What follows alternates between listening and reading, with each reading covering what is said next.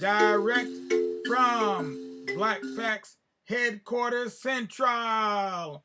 Good evening to everyone from near and far. Glad to have you with us tonight. Well. We've had a full day, and we appreciate everybody's contribution, whether you're just a listener, a watcher, or even if you're a doer. We appreciate everybody's contribution to what it is that we're doing here. Of course, we do need you to go ahead, if you haven't done so already, and give us a like, a thumbs up, and then please, I'm going to ask you like James Brown, please go ahead and subscribe right below to the Tubular Black Facts channel. We need everybody to do that, and make sure to pass that message on to your family and your friends as well. You can even pass it on to a good enemy. Maybe you can turn your enemy into a frenemy. That would be excellente vivante. And in the meanwhile, we're going to keep on doing it with style. We got a Key Swahili proverb for you tonight. Let's see what we got for you tonight. I'm going to put on my glasses so I can read it right and not be sitting here feeling really uptight. So here we go. Debe tupu haliachi kuvuma. Debe tupu haliachi kuvuma. And what that means is an empty debe, which is a jerry can, one of those cans you put your fuel in, your gasoline, doesn't stop making noise.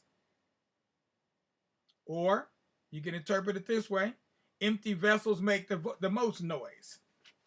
And I'll let you determine what that really means in essence. What does that mean to you? All right? An empty vessel makes the most noise. What or who do you think they're talking about? Because you probably know somebody that fits that description. An empty vessel making a lot of noise, talking loud, ain't saying nothing. And in the meanwhile, we're going to keep on talking loud, and we're going to even talk proud. And what we're going to do right now is we're continuing on with our story of the month from the little book we have here, Never Caught, the story of Ona Judge. That's not Ona Judge, that's Ona. That's her name. She's known as Ona, or some people call her Oni. We like to call her Ona, since that's how we first encountered her name. Looks like the formal spelling and pronunciation for the child's name. And she was a enslaved African on one of George Washington's plantations. Matter of fact, his main plantation at Mount Vernon. And then she escaped. And so that's what we're reading. That's the gist of this story. A short stay in Philadelphia. Ona walked out of Philadelphia for the last time in May of 1796. She walked into it for the first time in May of 1789, 7 years earlier. Her entire life had been spent in a place of wide lawns, chirping birds, vast fields, and large houses. Now she woke up in a place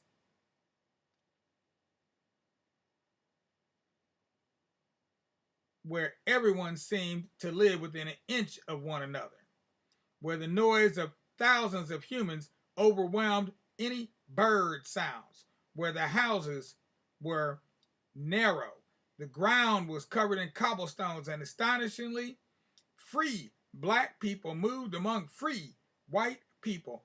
It must have felt as if the Washingtons had placed her smack dab in the middle of a whole new galaxy without any guidebook to help her on her way. Ona was a quick learner, which was a good thing. There was a lot to learn. For starters, in 1789, Philadelphia was the largest city in the country by a long shot. In Fairfax County, Virginia, where Mount Vernon was based, the total population was 12,230 people, of which more than 4,500 were enslaved Africans. But Mount Vernon did not make up all of Fairfax County. So the number of people around Ona on the plantation was approximately 300, and about 200 of them were enslaved Africans. It was a fact of her early life in Virginia that there were always more black people than white people. The landscape at Mount Vernon was vast enough that the only location where Ona may have felt crowded was in the quarters, meaning the slave quarters, of course. Otherwise, the land was the expansive factor in her life, not people. It was the opposite in Philadelphia. There, the total population was close to 44,000 residents. This number included the suburbs. Of this number, all of whom lived within the boundaries of the city limits, just 273 were slaves. About 1,800 black men and women were free citizens of Philadelphia. The city was a leader in everything at this point in American history: population, businesses, shipping. But what is striking to realize today is that Philadelphia was far out in front of other states in the abolition movement. Abolition means the act of ending an institution or system such as slavery. Slavery as an institution was much more widespread in the South.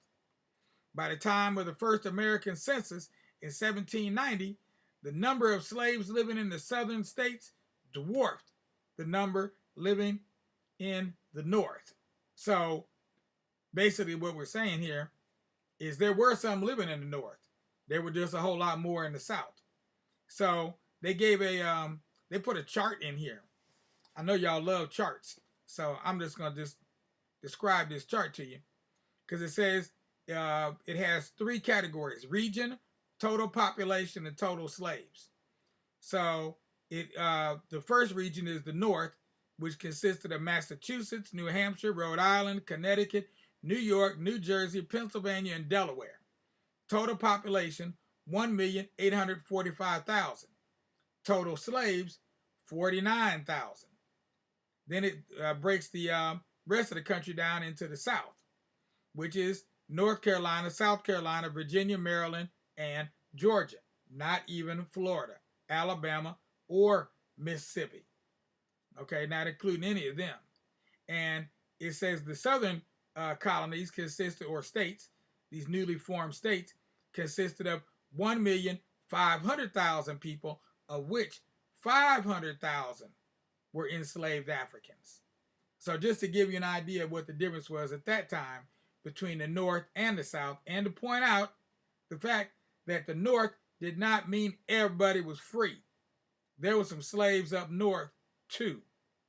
Yeah, let's just keep that in mind as we move along here. The states in the South could sell their cash crops, tobacco, rice, and sugar, all around the world for profit. While planting and growing food occurred throughout the United States, the climate in the southern states enabled the growing season to last almost all year round. The northern states, on the other hand, had a shorter growing season because of their longer and colder winters. By the time George and Martha Washington were born in 1732 and 1731, respectively, slavery had become as much a part of their worldview as the fact that the sun came up in the morning.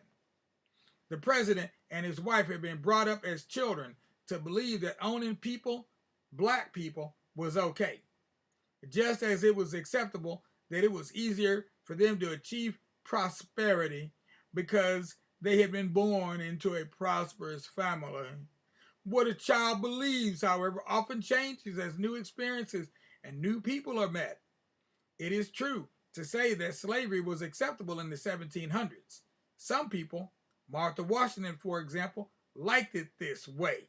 Yeah, because she liked it like that, and she'd like it like that, and she'd like it like that. And she wouldn't change her mind.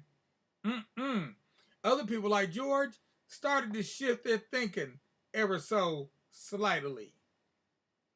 Another person who rethought his position on slavery was one of the most famous people in the U.S., not named George Washington, the person who lived right around the corner from Martha's house in Philadelphia.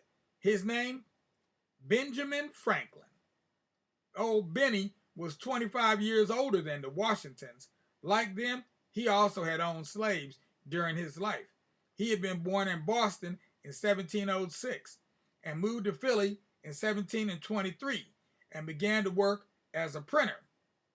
One of his many professions, Benjamin was known for being a practical man who worked hard, saved money, and was fun to be around. You know he was fun. That's what they called him, Funny Ben Franklin. Benjamin once said, "For having lived long, I've experienced many instances of being obliged by better information or fuller consideration to change opinions, even on important subjects which I once thought right, but now found to be otherwise." In other words, he wasn't afraid to change his mind. The chipping away of Franklin's belief in slavery began, it seems, around 1760 when he became a member of Bray Associates, an organization dedicated to founding schools for the black children. Absalom Jones, a famous black leader in Philly, had briefly attended one of these schools. In 1763, Franklin visited one of the schools and wrote a letter confirming that he saw no intellectual difference whatsoever between white folks and black folks. By 1775, the year before he left the United States for France, he wrote that black people are not deficient in natural understanding, but they have not the advantage of education. Yes. When he returned to Pennsylvania in 1785, he became a member of the Society for the Relief of Free Negroes Unlawfully Held in Bondage.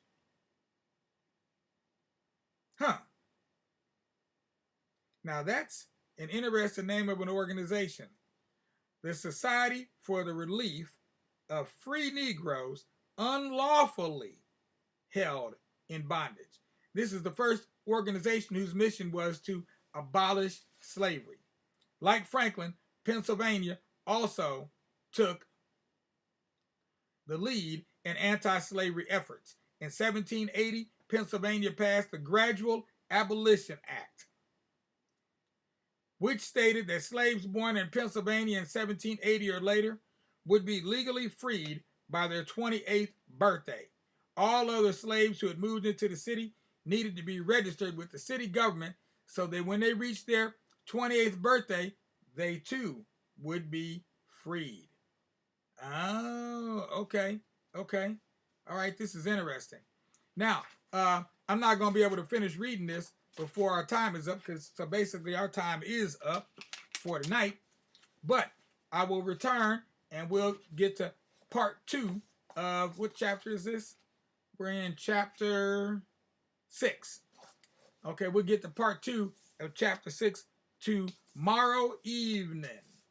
And until then, I want all you little children out there to go to sleep with a great big grin from your ear to your chin. I need you right now to take your little head and put it on your little pillow, on your little bed, close those yeah eyes, and wait for that sun to rise. And when you feel those sunbeams beaming down on your eyes, I need you to get up, go ahead, rise and shine, greet the day, greet it as if it was your last. I'm not making predictions. I'm only saying that if you live every day as if it's your last, you will live every day to your fullest and you will enjoy a very full life. But if you take it that, oh, today's just another day and you got thousands more to go, you may not enjoy the day to the fullest. So, for now, go to sleep, my children, and all you adults out there, here's what I need you to do. Just the needful, not the pleadful. All I need you to do is just give us a like or a thumbs up, depending on whether you're looking at us on Facebook or YouTube, and then take the time to go ahead and subscribe to the Tubular Black Facts channel. And now once you've done all of that, please share what we're doing here with some of your friends, your families, and even a mortal enemy. That's right, an enemy. Turn your enemies into frenemies, and everything will be all right. In the meantime, don't forget to show up tomorrow, 12 o'clock noon. We'll be having a special, we're going to be continuing on with our special presentation about black gods and saints in Europe. And tomorrow will be day 7. That's our last day of this particular series. And we're going to end with a presentation on, what do you call them? Oh, I know. Santiago de Matamoros. Santiago de Matamoros. Yeah, I don't want to say his name because this is a children's portion of our programming, but I'll tell you more about his name tomorrow. And we're going to learn about Santiago de Matamoros. Very important for all black folks to know who he is and what he represents, just in case you happen to be somewhere like Compostela over on the coast of Spain. You might want to know about Santiago de Matamoros. Or maybe you're just down there in Matamoros, Mexico, just over the border from Texas. You ought to know, what does Matamoros mean, by the way. So, in the meanwhile, peace out without a doubt. We'll be black here tomorrow. Have a good night. And let me just say, adieu, tutanana, and auf Wiedersehen, bis morgen. To Brother Imhotep, I see you out there. Who else do I see out there? Saw somebody. And Ansar Ibn Bustamante. All right, peace out, y'all.